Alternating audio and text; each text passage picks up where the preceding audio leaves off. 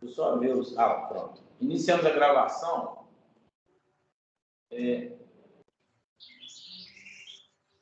Então, hoje é dia 31/3, quinta-feira, nosso grupo de discussão de 9 às 19. Tem um passarinho cantando, deve ser... Sabiá. Está aí perto da roça. Canarinho. A nossa pauta... Minas Gerais. A nossa pauta hoje, ela prevê que a gente fale sobre as responsabilidades dos cargos. Uma discussão que eu tive um pouco ontem com o Orozimbo, né, para a gente criar a pauta, a gente entendeu que o cargo, para a lei, ele é único. Só o DPO que existe. É claro que os outros cargos que têm responsabilidade, como o controlador, responsável de dados, eles também existem e agora talvez até em novas publicações lá da ANP possa estar dando mais luz e clareza a essas condições. Mas até que a gente tenha isso tudo, a gente precisa de entender como técnicos, ou jurídico, ou RH, ou consultores, como é que a gente se apropria de estar fazendo a parte responsável de ajuste da Lei Geral de Proteção de Dados nas empresas, e a gente cria e identifique cargos. Às vezes os cargos não vão estar à luz da lei, né, não vão estar lá nominados, mas eles vão ter que existir e a gente vai ter que estar pensando. Da mesma forma que a gente já sabe que o grande responsável por tudo, que pode eventualmente estar fazendo pagamento de punidades, é o controlador de dados, que é o CNPJ, ou os sócios que estão relacionados no CNPJ. Mas até então, a gente pode não ter uma condição de CREA ou de CRM como um conselho, mas essa parte de dados, ela vai ter, não uma ART, mas ela vai ter que ter um contrato que vai dar um pouco mais de responsabilidade a um perfil técnico. Eu acho que é isso que a gente deveria estar discutindo aqui hoje, e esse seria um tema para que a gente evoluísse nele até como que estão sendo as novas publicações e as novas edições, né, da ANP, que vão também poder estar clareando essa condição, tanto para as pequenas empresas ou microempresas, porque as grandes empresas elas vão ter uma estrutura mais bem formada, né, relacionando equipe de TI, de PO e tudo mais. E aí, então, acho que a nossa discussão vai funcionar hoje em cima disso. E aí está aberta a discussão, e para que a gente crie já uma ponderação, eu fico imaginando, por exemplo, um acidente de um caminhão, ele pode ter o principal responsável o motorista. Mas, no final, quem vai ser responsável é o dono da transportadora. Então, se ele teve seguro para o caminhão, se ele teve seguro para a carga, se ele teve a parte de tratamento para que aquele motorista tivesse as devidas condições de sono, e aí, às vezes, isso tem uma similaridade muito objetiva com uma condição subjetiva, que é a segurança de dados, que é a segurança da informação, que envolve um número de variáveis muito maiores, né? Então, é só para dar luz a uma discussão. Então, está aberta a palavra. Eu acho que em relação à figura do DPO, que foi estabelecido pela lei,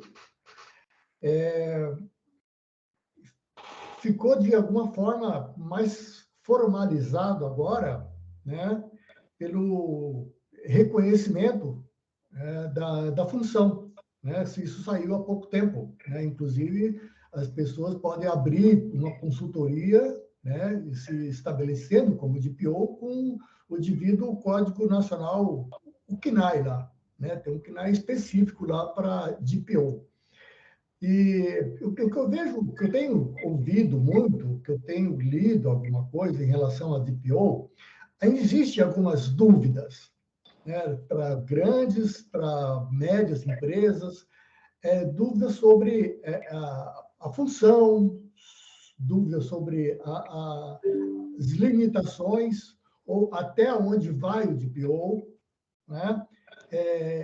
Então, não só para profissionais internos à empresa, como DPO as service externos, né, consultorias de TI, consultorias já jurídicas, né, o pessoal tá indo muito com, tipo, pisando em casca de ovo, né, porque a ciência, o conhecimento que os empresários têm, que os gestores têm, muitas vezes ou está defasado ou está equivocado, né?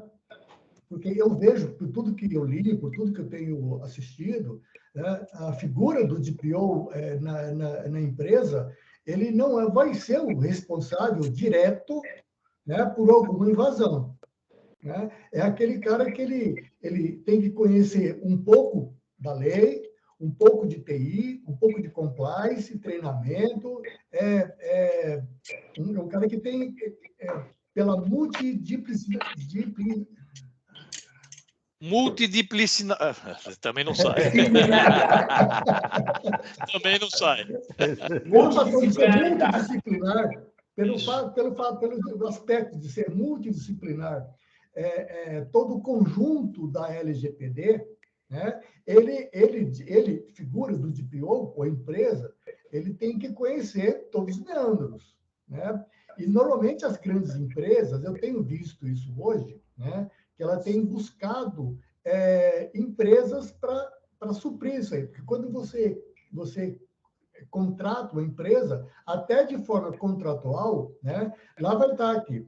Ela dá suporte, ou ela tem conhecimento, né, da área jurídica, da área de TI, da área de compliance, né, os treinamentos, né? E eu vejo dessa forma, que é um cargo que, embora já tenha sido, já seja reconhecido, ele suscita muitas dúvidas ainda, né? Vai acontecer ainda muita discussão, mas é um cargo que, ao longo do tempo, né, ele vai sedimentando, né?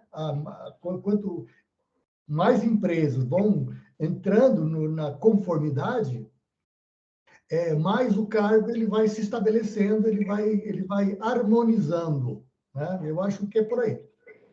Ô, Rosinho, nessa discussão, ter conhecimento é um requisito, mas eu vou lembrar um estudo que eu fiz sobre segurança ambiental, e o grande profissional nessa área é o geógrafo, que se tornou o grande executivo dentro dessa parte ambiental.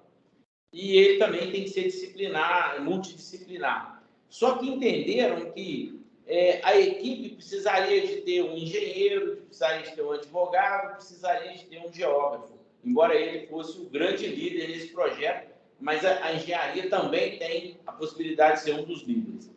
E aí, quando eu volto para a área da informação, eu imagino o seguinte: por mais que tenha a condição de conhecimento, essa função ela precisa de ter autoridade e responsabilidades para que as pessoas entendam o tamanho que significa.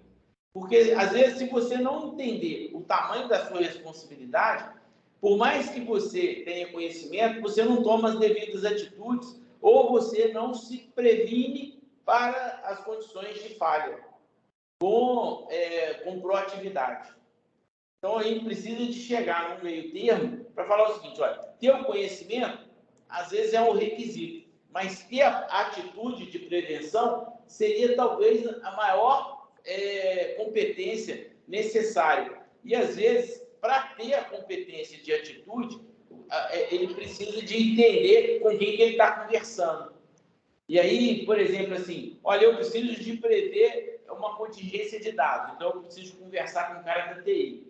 Eu preciso de prever uma competência de atitudes, né? Uma prevenção de atitudes. Então, eu preciso de conversar RH e jurídico, para que aquilo esteja devidamente no contrato e devidamente alinhado quando as pessoas entram e, de vez em quando, recorrentemente, sendo alertadas por alguma falha. Porque o departamento jurídico, se eu não me falha, ele normalmente não está dentro da empresa, dentro do processo, igual o RH está. Porque o RH cuida da CIPA, cuida de prevenção de acidentes, cuida da condição de operação da empresa.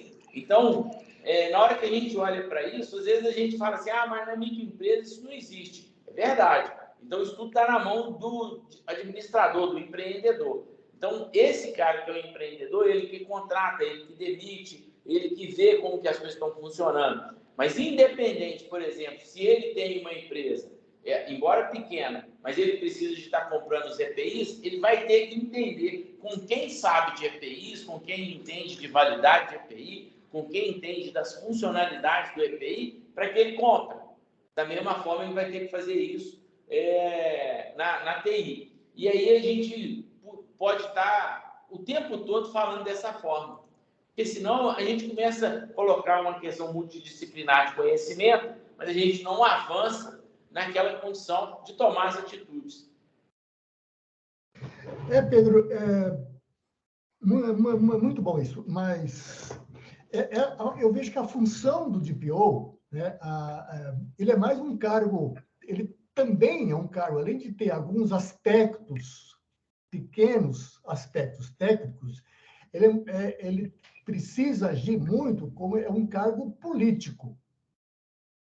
Né? Quando eu digo político, não é fazer politicagem dentro da empresa, né? Mas é político em termos de interação, porque é o cara que ele vai falar, ele precisa manter, em termos de proteção, em termos de segurança de dados, ele precisa estar passando essa consciência sobre tudo que envolve sobre proteção de dados, sobre segurança de dados, além de fazer esse meio de campo entre a NPD e os titulares de dados, que uma das funções dele é exatamente isso, né? Mas internamente a empresa, a função dele, isso que não foi, que acho que não está bem claro para muitas empresas. A função do DPO, acho que é extremamente relevante, extremamente importante nesse aspecto de aculturamento. Porque o cara que vai, eu vejo que é o cara que vai o cara que vai puxar para si, né, manter essa chama acesa dentro da empresa, né?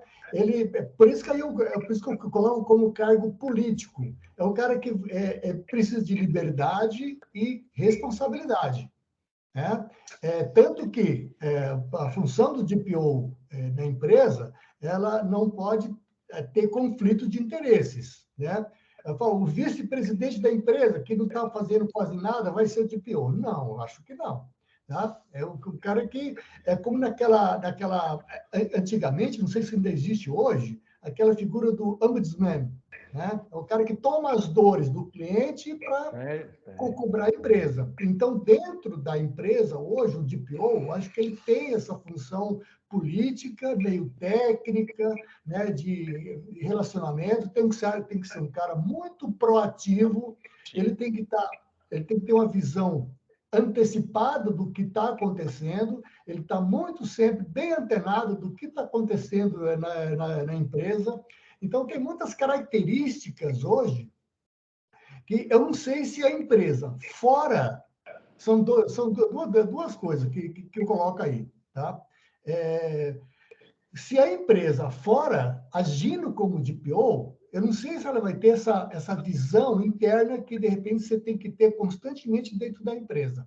Coisa que o DPO interno, ele, atendendo essas características, que proatividade, fazer essa política de relacionamento, ele teria mais oportunidades, teria mais chance de estar junto com os gestores, junto com os funcionários, junto com os coordenadores, enfim, é o cara que está fazendo no meio do campo, ele está cobrando, recebeu alguma orientação nova, sei lá, via NPD, alguma instrução nova ele está passando, ele está promovendo encontros, fazendo reunião, enfim, mantendo sempre a chama acesa dentro da empresa. Então, acho que isso dentro da empresa é muito mais fácil de acontecer isso. Enquanto que um escritório fora, eu vejo que basicamente ele vai agir em situações mais críticas, tá? E eu acho que a função do DPO não é só agir quando das funções críticas. Também, muito importante isso. Tá? Mas acho que a principal função dele é antes disso. Ter essa antevisão para procurar mitigar, para procurar treinar, para procurar informar as pessoas a respeito de LGPD, segurança da informação, etc. O Morelli está aí querendo falar. Pode falar, mano. Eu queria dar, de tudo que eu li a respeito de DPO, etc., eu queria dar uma versão aqui do que eu entendo como DPO. Eu vejo DPO com duas situações distintas, uma operacional, outra de responsabilidade. Então, vamos lá. Por que foi criado, então, na minha concepção, por que foi criado a profissão de DPO? Porque eu preciso dar responsabilidades e essa pessoa tem responsabilização jurídica, sim, no meu entender. Senão, não haveria por que você profissionalizar esse profissional. Mas eu quero me reportar antes à parte operacional. O DPO, para a lei, ou operacionalmente falando, ele é o grande concentrador das áreas da empresa. Então, é assim, como é que a lei pode ir para cima de uma empresa? Como é que a lei, quando eu digo a lei, eu digo como é que os órgãos que são responsáveis pela lei podem captar dentro da empresa quem são os responsáveis por um vazamento ou quem são os responsáveis pela prevenção de uma invasão dentro da empresa. Então, veja, a lei não vai procurar só o CISO, só o responsável por RH, a alta gestão ou o pessoal de marketing. Ele precisa ter um concentrador dessas informações. Então, está muito claro e cabe muito aqui com propriedade o posicionamento do Orozimbo. Ele tem que ter uma visão de conhecimento de cada uma das áreas. Ele, afinal de contas, né? Aliás, sim, principalmente porque ele é o grande concentrador das informações da empresa para o órgão jurídico, para o órgão que responde pela lei. Então, esse é o primeiro aspecto. Ele tem que ter, ainda que não sejam conhecimentos aprofundados, ele tem que saber ele tem que conhecer como é que é a gestão do RH, ele tem que conhecer como é que é a gestão da área comercial, ele tem que conhecer como é que é a gestão de cada uma das áreas da empresa para que ele possa, e aí sim entra a palavra, para que ele possa coordenar adequadamente toda essa interação entre as áreas, que é o que se busca. Isso não exime, agora falando juridicamente, isso não exime o fato causal. Qual é o fato causal? Aonde ocorreu algum processo invasivo? No departamento pessoal? Sim, vai ter um responsável lá que causou a invasão. Porém, quem responde perante a lei é, por exemplo, informar que a empresa foi invadida, isso está na legislação, está na LGPD, e outras coisas mais. Quem vai fazer isso não é a empresa, não é a alta gestão, é o DPO. Então, veja, agora eu vou para o lado jurídico. Eu entendo que, juridicamente, ele tem, sim, a responsabilidade, senão o cara que é contratado fora, o DPO externo, não faria um contrato. Ele tem um contrato de prestação de serviço e ele se responsabiliza por esse serviço. Então, são as duas concepções que eu vejo. DPO operacional, ele é o grande concentrador das informações dentro da empresa, e juridicamente ele também responde porque ele tem um cargo, aonde diz no cargo que ele está preparado para desenvolver essa atividade. Essa é a visão que eu tenho do DPO. Só para dar um pouco mais de calor, eu vou passar a palavra para o Márcio Zilli, da gente lembrar o seguinte, eu já tive essa discussão aqui e tem um defensor que é o Rodrigo, que ele fala que ele é político, operacional e tem muito pouca responsabilidade, porque ele é uma pessoa que mais divaga falar sobre segurança, ele informa o que tem que ser feito, ele é o cara que funciona como se fosse uma camada acima. Então, ele não executa, ele não realiza. E aí, eu acho que é por isso que a gente hoje tem tido tão poucos contratos, porque se isso é bem entendido, é igual o consultor. Eu vou lá para falar como é que vai fazer, mas não vou lá administrar como é que vai ser feito. E aí vou lembrar uma atividade que isso já é feita hoje. A contabilidade, ela já vai perdendo aquela parte que era só de gerar boleto e ela vira mais um consultor e uma pessoa que orienta de como que são as boas práticas para que a empresa se torne mais robusta. E eu acho que nesse sentido a gente tem que estar indo com essa função do DPO. Márcio Zilli, sua vez. Pode abrir o som. Obrigado. Eu acho que tudo na vida a gente tem que dar uma olhada para trás, dar uma olhada na história, né? E a gente sabe que a história da privacidade a nível mundial sempre foi bastante negligenciada no que diz respeito à privacidade, né, de dados dos indivíduos. E as empresas, elas abusavam e ainda abusam bastante do uso dos dados pessoais, né?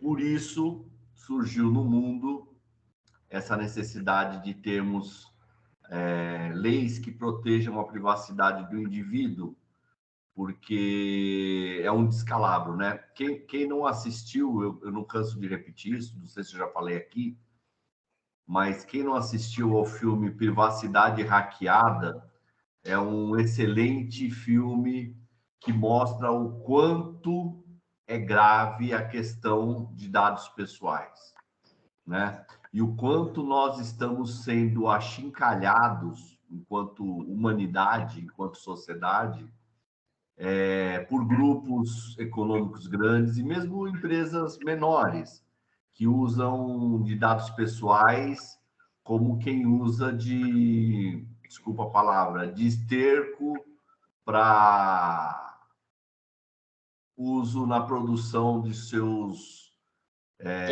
elementos vegetais, na adubo, na horta. E é um absurdo, né? É um absurdo. Então, eu venho aqui concordar que a questão do DPO, ela foi criada, né, lá na Europa, e aqui é encarregado de proteção de dados, justamente para que ele seja um concentrador, como muitos aqui falaram, e seja um elemento aglutinador de várias visões e ações, mas no que diz respeito à questão da privacidade, né? Ou seja, o DPO, e aí eu concordo com o Orozimbo, que ele tem que ser uma pessoa bastante flexível, antenada, proativa, de estar buscando sempre estar um passo à frente antes das decisões, né? E a empresa que não envolver o DPO nas decisões, nas estratégias e táticas da empresa, ela está correndo um sério risco de sofrer sanções e não só ficar para trás, né? Era isso que eu queria estar contribuindo com o grupo.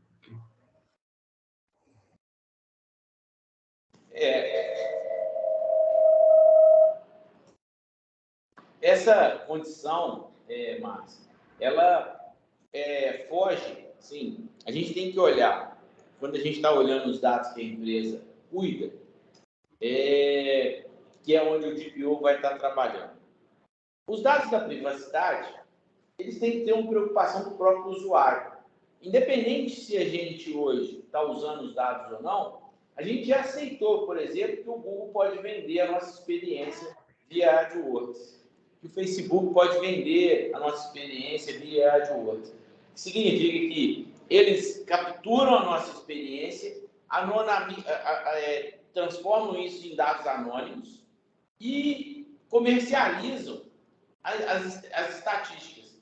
E parece que é anônimo, mas não é, porque ele faz aparecer para aquelas pessoas que precisam de estar naquele perfil que foi contratado. Então, para quem contratou é anônimo, para a ferramenta não é, e para aquele que vai ver não é anônimo, porque ele está vendo e ele fala o seguinte: o cara me percebeu. E a gente aceitou isso. Então, o grande problema é se a gente, por exemplo, se a gente muda o foco e a conta para o usuário, a gente está vendendo para a empresa focado no usuário. E o contrário, a gente tem que estar vendendo para a empresa focado na robustez que o sistema de informação precisa de ter. Então, o DPO tem que estar preocupado, igual agora, a gente publicou isso lá no WhatsApp, que uma empresa, ela anunciou que ela foi hackeada, ela anunciou que ela foi criptografada, então que ela não vai poder prestar os serviços. Aí até foi uma discussão, até onde termina a responsabilidade? É como se fosse o médico, ele anunciou que o paciente dele morreu. E aí, quem vai analisar se houve negligência? Quem vai analisar se houve falha de conduta?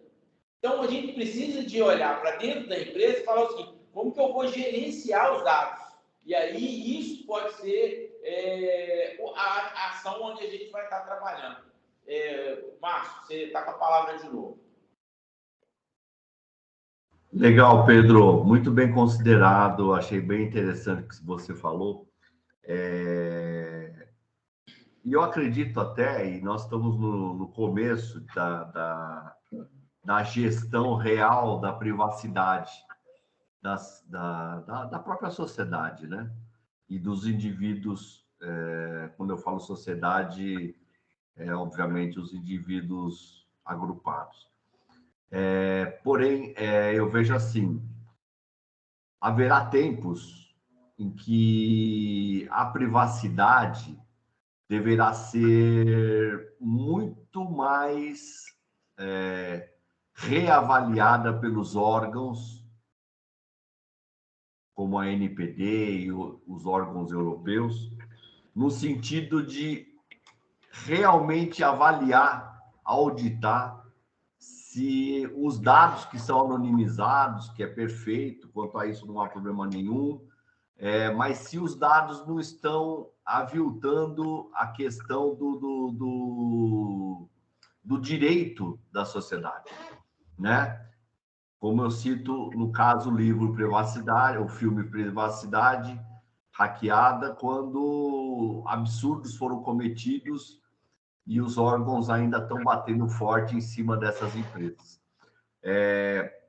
Porém, quando a gente traz aqui para o tema, que é o DPO, a gente vê que o DPO ele tem que estar, como eu disse, bastante antenado, no sentido de verificar o que está sendo feito, avaliar se o que está sendo feito está em conformidade com a proteção do direito dos titulares. E vou dar um exemplo. Eu não sei se foi nesse grupo ou se foi em outro, que foi levantada a questão de análise do crédito do candidato. Como é que fica isso para o DPO? E se o diretor insiste que isso seja feito e que isso não seja nem documentado na empresa, para que não incorra em um risco para a empresa perante a LGPD? Como que ficaria? Aí eu trago essa pergunta, né? O Orozinho levantou a mão aí, eu vou passar para ele. Vamos ver. A função do DPO, eu acho que pelo menos em termos de Brasil, é um tanto, como é que eu vou colocar para vocês? Não é muito fácil, né? Por quê? A gente tem que trabalhar com privacidade de dados, né?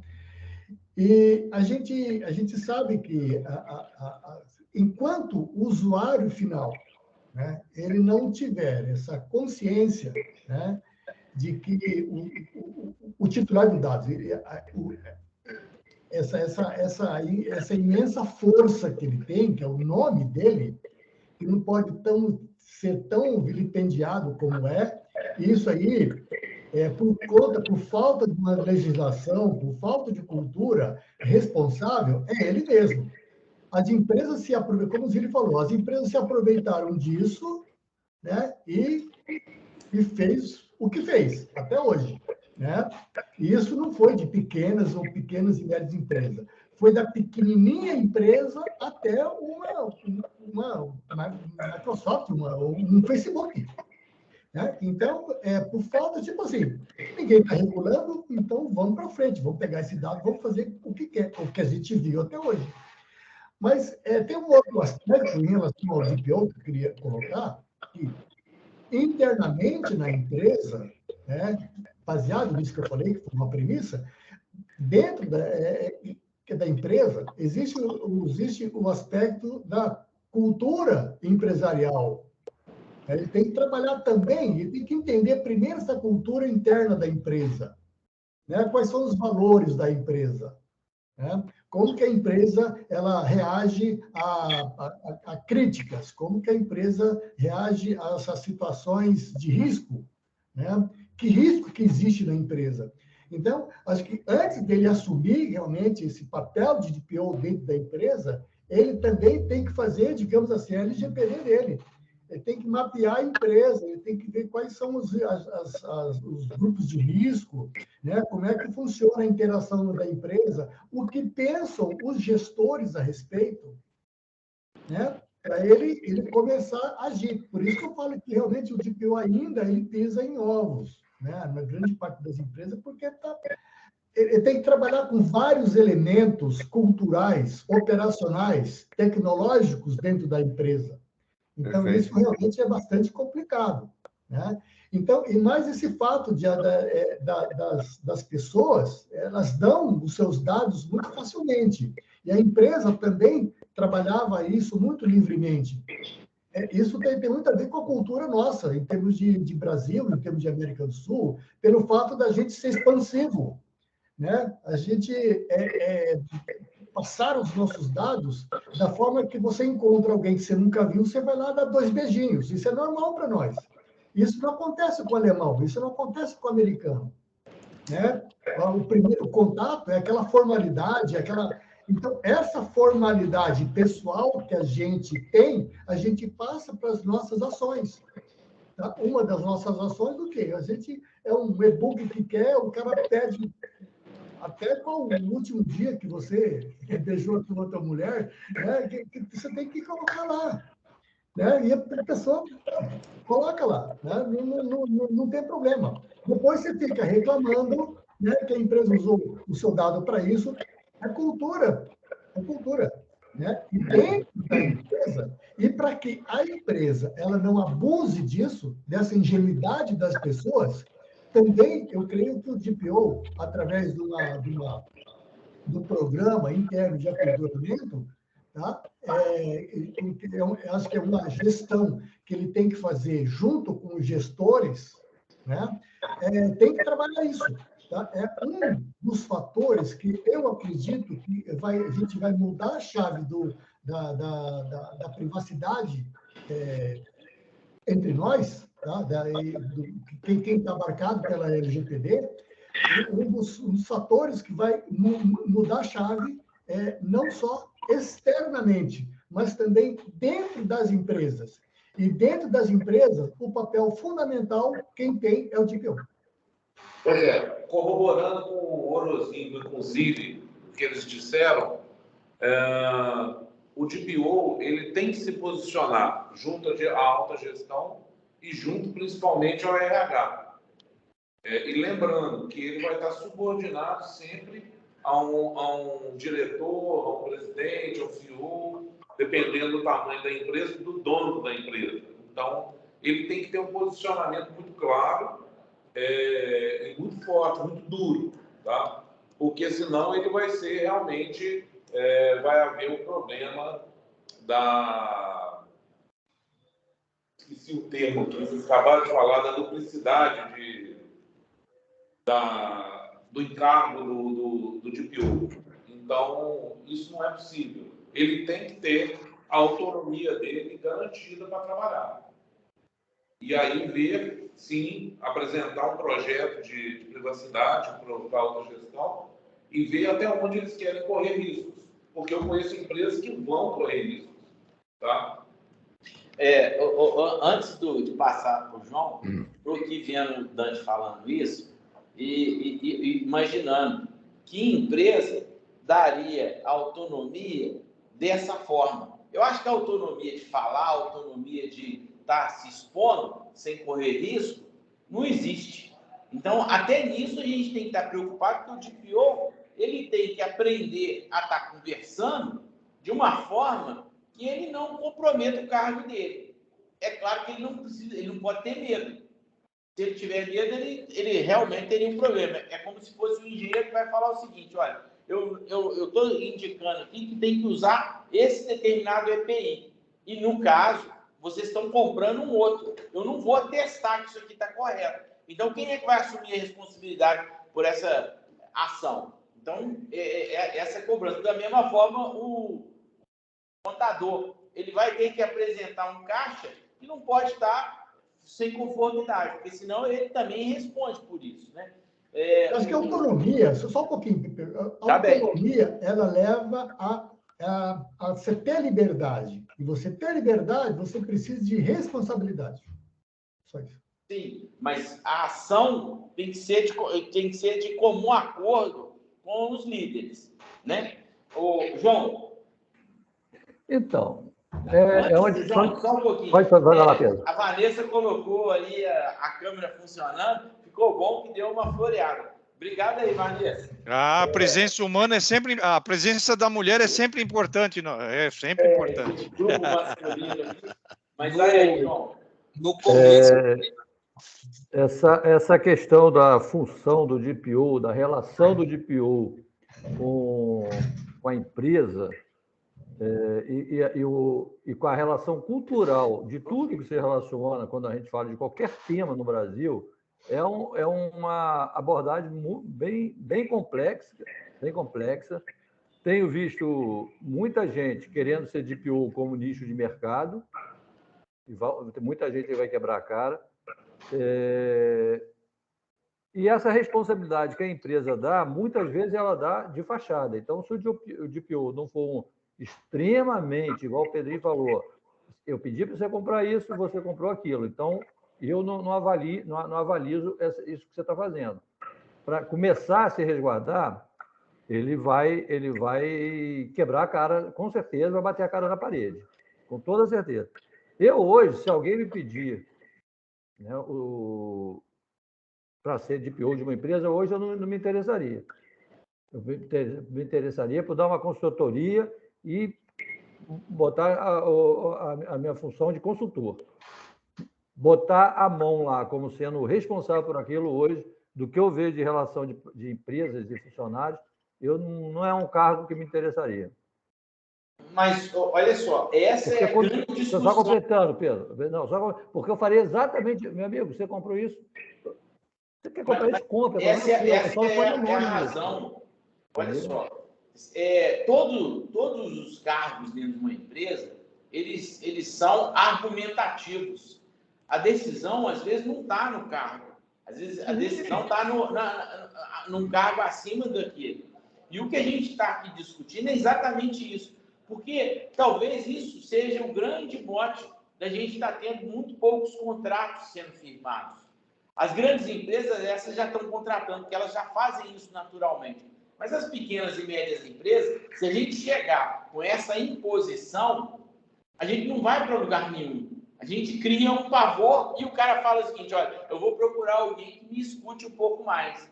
Então, a gente precisa de entender até o seguinte: olha, eu posso não assumir a responsabilidade, mas eu tenho que externar para você o tamanho do seu risco. Sim, daí a consultoria, não o cargo. Por isso que eu falei, a consultoria, sim, não o cargo, não é um...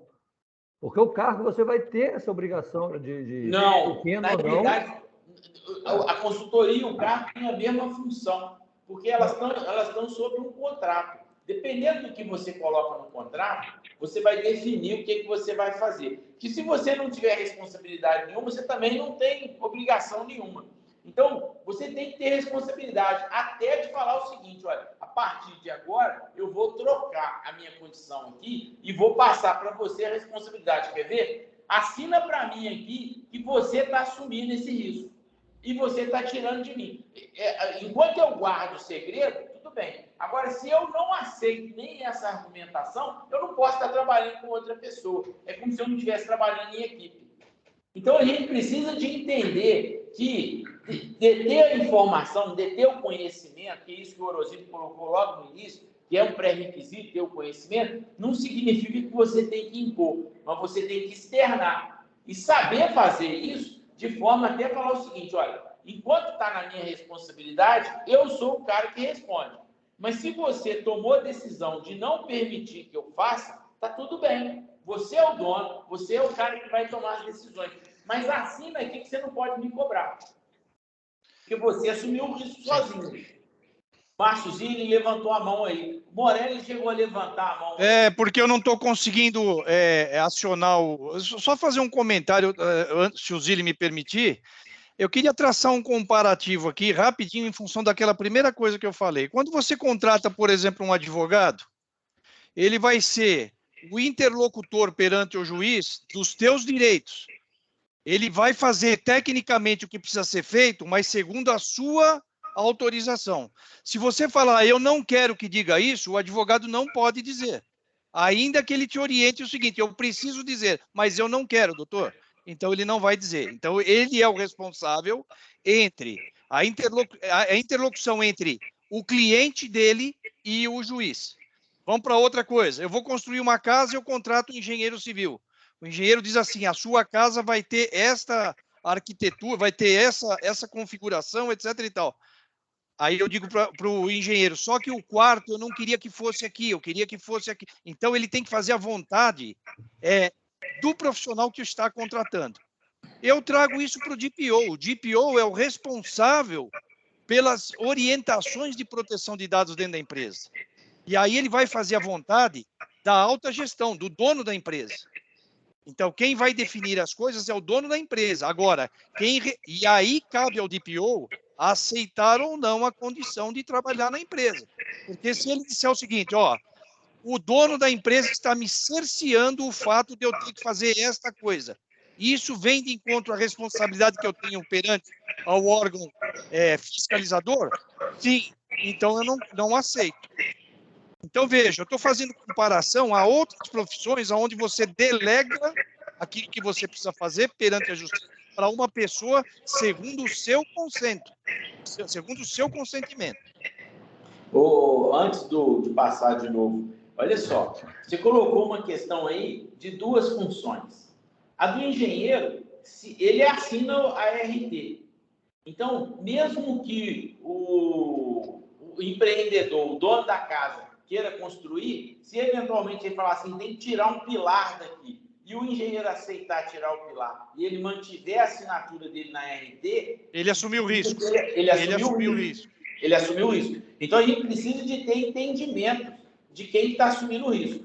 Tá certo? Márcio Zilli. Aí eu quero só perguntar uma coisinha para você, Pedro. Para, Morelli. Só um negocinho para você, eu quero perguntar. Você disse dele tirar essa pilastra e o engenheiro assumir o risco. Se acontecer alguma coisa, quem é responsabilizado juridicamente? Então é isso, o DPO também é responsabilizado. Não. A gente tem que só entender as condições. Porque, a responsabilidade técnica se sobrepõe. Para que o cara fale o seguinte, olha, se eu não vou ser o responsável técnico, ele tem que dar baixa na RT e justificar. Olha, eu estou dando baixa na minha RT aqui dessa obra porque o empreendedor resolveu tirar um pilar. Aí ele documenta. Se ele fizer isso, ele realmente tirou a responsabilidade dele. O Márcio Zilli. Pronto. Chegou em mim. Bom, primeiro eu concordo em gênero, número e grau com o que todos falaram aqui, principalmente no que você falou, Pedro Henrique. E queria destacar 4 palavras que são fundamentais nesse momento do que estamos falando, né? O DPO, ele deve documentar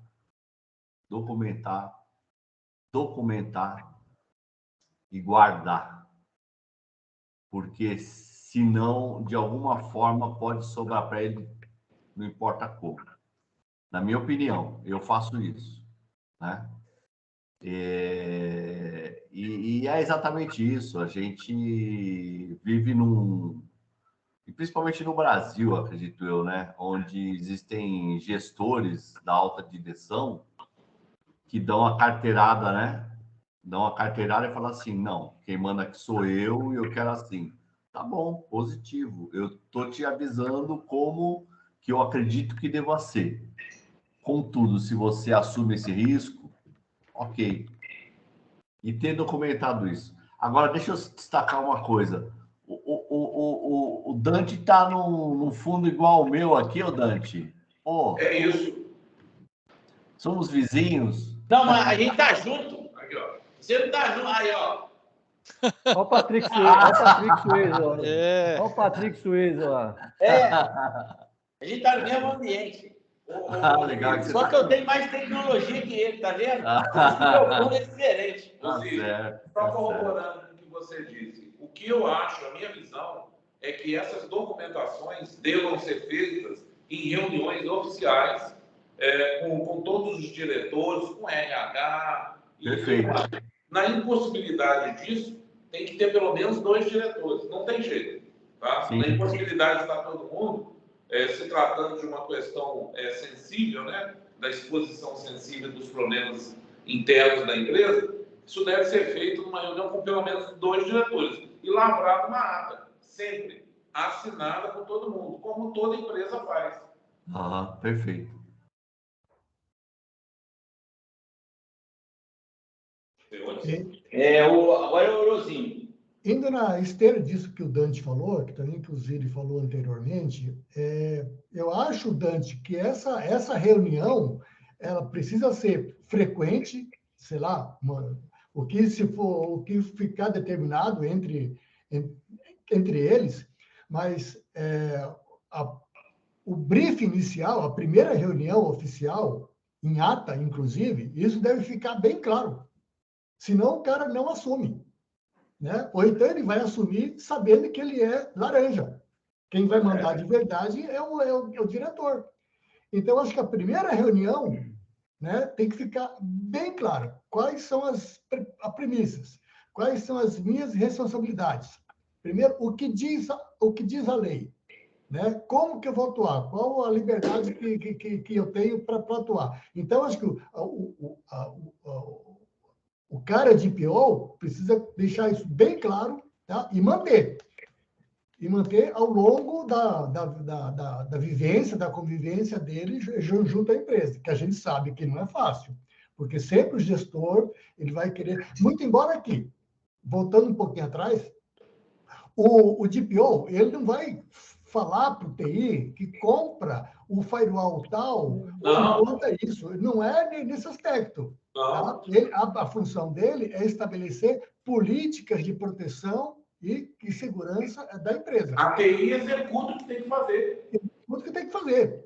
Ela tem a propriedade, né? Para colocar o firewall que ela quiser.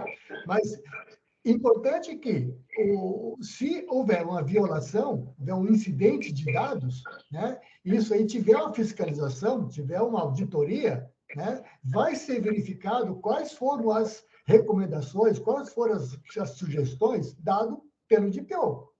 Né?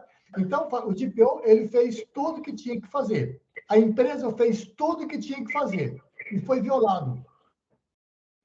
Nenhuma empresa segura. Agora, de repente, fala, ó, o DPO ele recomendou isso, e a empresa não fez. Aí, meu amigo, aí é multa, aí a coisa foi em outro canto. Eu queria lembrar que a gente está chegando no final da nossa reunião e a gente precisa já também de pedir, né, que todo mundo dá um aceite para a gente estar divulgando. Essa condição que a gente acabou de colocar, então todo mundo aí, e daqui a pouco eu vou fazer a foto, tá? Aí a Vanessa agora também já colocou ali, eu vou fazer aquela foto para a gente estar divulgando. E eu acho que essa conversa ela é muito boa. O Dante acabou de falar um negócio que a TI tem que fazer. Se a TI tivesse que fazer, tivesse responsabilidade, a gente não tinha software pirata nas empresas. Então, a gente ainda tem muito que caminhar. Porque uma empresa que tem falta de licença já é uma empresa que tem a primeira ponto de conformidade quebrado. Né? Então, eu acho que essa discussão foi boa, porque a gente colocou uma questão que a gente precisa de entender como que a gente pode se oferecer no mercado, como é que a gente pode... E principalmente para as empresas que nem têm diretor, mas que a gente precisa de documentar, igual o Zico colocou, sim. Mas, às vezes, o que o Dani está falando não é impossível. Não tem 2 diretores. Só tem o dono. E aí você vai estar conversando com ele. E lembrar que na TI, normalmente o lugar que tem um dono, às vezes também tem software pirata que o cara da TI fala que não pode, mas ele não sabe nem contra-argumentar para que seja feito. Então, é esse o objetivo. A gente pode tirar a foto agora? Só terminando, Pedro, só mais um lembrete, uma sugestão de pauta para a próxima semana, 31 de março, vai ser dia 14 de abril, correto? Lembrando que dia 13 nós temos a nossa apresentação falando sobre engenharia social. Sim. Eu vou deixar terça, no máximo até quarta-feira, pelo menos uma semana antes, eu já vou deixar uma arte pronta para vocês começarem a espalhar, bota chantilly, bota creme de leite, espalha pelo mundo, orégano também, tá? Então fica a sugestão de pauta semana que vem, a gente falar sobre as novas orientações que a NPDV forneceu, agora dia 27 de janeiro, em relação a microempresa, microempreendedores, empresas pequenas, de pequeno porte, startups, etc. Tudo bem? Então, para a gente estude o assunto, né? É só procurar resolução ANPD, empresas de pequeno porte. Procura no Google que vocês baixam o PDF e todo mundo lê e a gente traz aqui para discutir isso, que eu acho que aí está extremamente voltado ao nosso público, que é pequenas e médias empresas, né? Até menos do que médias, e a gente discute, quebra o pau aí. Com você, Pedro. Com você, Lacombe. Então, a foto, vou tirar em... Espera aí. Vou tirar a foto de novo. Em 1, 2, 3 e... Todo mundo sorrindo. Até a Vanessa está sorrindo atrás da máscara. E estou encerrando aqui e agradecendo, né, a todos a participação. E eu vou tirar outra foto, só porque ela tirou a máscara. Espera aí. 1, 2, 3 e... Pode, Vanessa? 1, 2, 3 e... Foi. Agora é melhor. Então, estou agradecendo. Eu já vi que o Morelli saiu, ele já tinha avisado. E aí a gente se encontra de novo na próxima quinta-feira. Depois tem a apresentação do Orosivo, né, da engenharia social, mas a gente vai estar também lá no grupo do WhatsApp. E estou parando a gravação aqui agora. Obrigado aí, galera. Tchau. Bom dia. Bom dia. Um abraço a todos. Abraço.